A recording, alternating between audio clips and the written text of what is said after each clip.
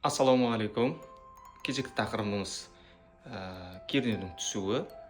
Бұл жерде алатынымыз 220 вольт үйдегі тоқтың түсуін есептейміз. Үйдегі болғанда бүгінгі тақырыпты алып атқанымыз, мысалғы біз жер үйде тұрамыз, жер үйімізге 220 вольт кернеу келіп тұр. Енді үйдің қасынан гараж салып жатырық. Гаражымыз бізде 70 метрдей жерде тұр бізде үйден. И сол гаражда біз іші жылы болып, светі болу керек, жарығы болу керек. Ішінде жарық болады және электр котел тұрады.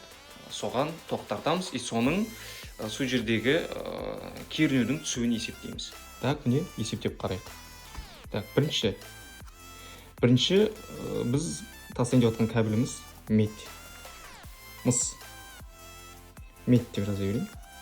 Медьтің удельный сопротивлениесі өзі, медьтің удельный сопротивлениесі бізде 0,075 Ом көбейтілген на миллиметр квадрат на метр. Қаяқтан алдым? Бұны ғаламтордан алдым. Интернетте толып тұр. Справочниктеріне қарауға болады. Енді біз тастайын деп жатқан кабеліміз 2,5 миллиметр квадраттағы сеченілі жылы кабель тастайын деп жатырық. Оны табу үшін бірінші біз мына бізде алып отқан осы сопротивлениеміз бөлеміз. Мынандай формула бар. Сечение кабеля. Так, мынаның орнына міне мынау. Медьтің сопротивлениесін жазамыз.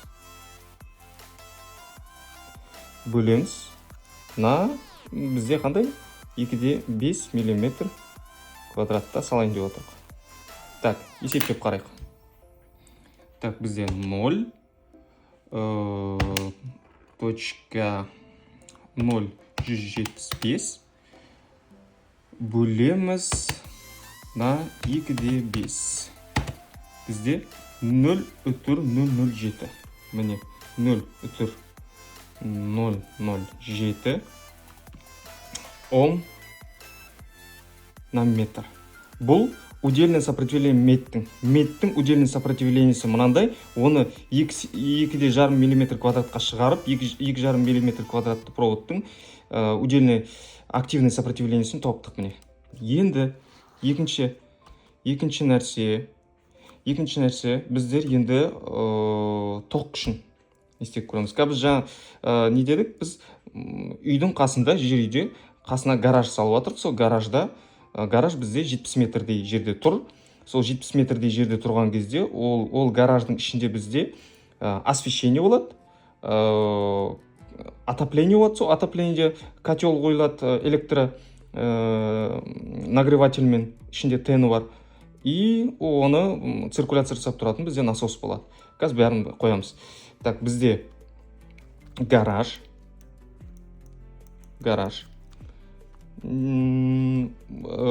Бізде потом мысалы неміз шығарайық, мощностьіміз шығарайық та. Бірінші бізде гаражда освещение, свет дейік. Свет бізде мысалы бір лампочка 100 ватт мощностьін шығарып жатырық. 100 ватт. Екінші мысалы котел дейік. Бізде ол жерде тен тұрады, электрокотел болады. Маломощный ішінде бір тені бар. В основном стандартына 1,5 ватт, 1,5 киловатт или 1,5 ватт.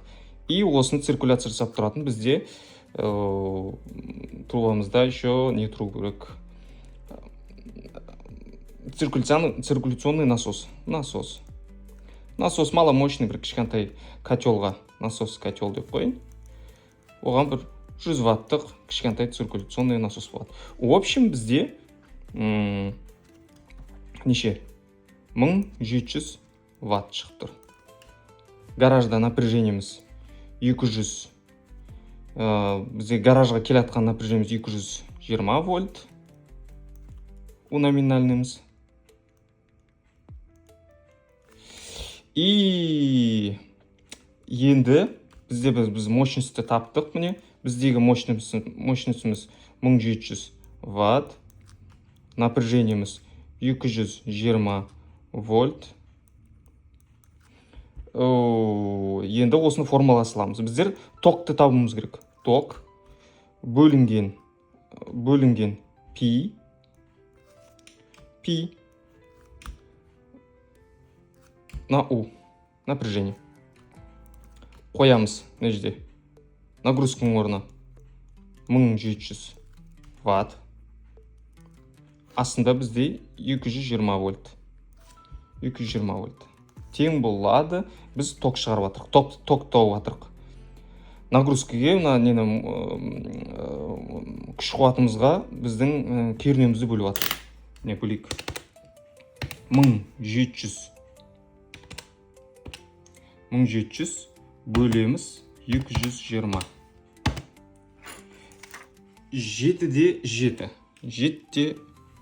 7 ампер ватт. Мына нагрузкамызбен 7 ампер ватт бізде күшіміз. Ток табылды. Ендігі мәселе бізде енді өзіміздің түсетін напряжениеміз, кернеуіміздің түсуін табамыз. Дельта У дейтін напряжениеміз тауып атқан. Біздің метріміз L көбейтілген, кедергіміз көбейтілген тогымыз.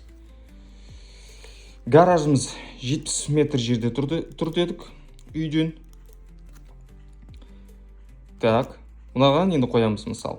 Дельта У, мына жерде біз мынаның орнына 70 метр көбейтілген. Бізде сопротивлениеміз таптық қой мана. 2-де 5-міздің сопротивлениесі 0,007 не тапқанымыз. И көбейтеміз оны токқа. Токты жап-жаңа мына жерден таптық. 7-де 7 ампер. Шығады бізде 70 метр. Көбейтеміз 0,007 біздің 2-де 5 мм квадрат метрдің кабеліміздің удельный активный сопротивлениесі.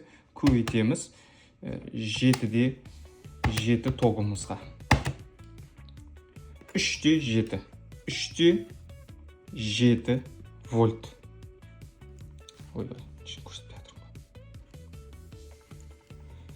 Бізде потеря напряжениеміз осы 220 үйден шықса, гаражға барам дегенше осындай нагрузкамен, осы арақашықтықпен 3-де 7 вольтты құрайды. Енді бізде бұл 3-де 7 вольтымыз енді процентін соотношение шығаруымыз керек та. Процентті түрде шығаруымыз керек. Процентті түрде шығару үшін формуламыз бар. Дельта У процентте біздегі шыққан напряжениеміз, кернеуіміз 3-де 7 бөлеміз номинальный напряжениеге 220-ға. Соны көбейтеміз 100-ге процент қылып шығару үшін. Сонда бізде 3-де 7 бөлеміз нешеге? 220-ға.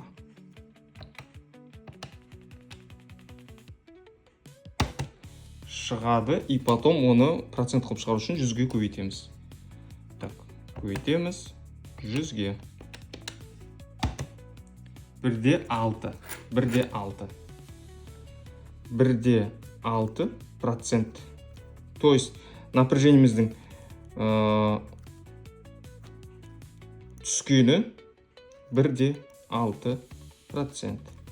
Енді әкеле-келе, енді бізде осы 5% дейін жетпесе болды. 1-де 6% дейтін өте жақсы процент. Бұл жақсы.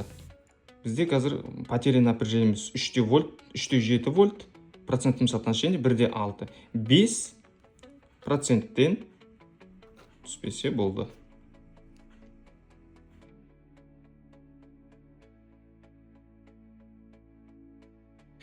Видеомды қорытындылай келе айтқым келетіні, міне осылай оңай жолмен кернеудің түсін осылай есептеп шығаруға болады. Менің парақшама кіріп, басқа да қызықты видеоларды да қарасаңыз болады. Парақшама тіркеліп кетіңіздер, видеоларды қарап тамашалаңыздар, маған лайк басыңыздар. Назарларыңызға рахмет. Сендермен бірге болған Атик Электрик.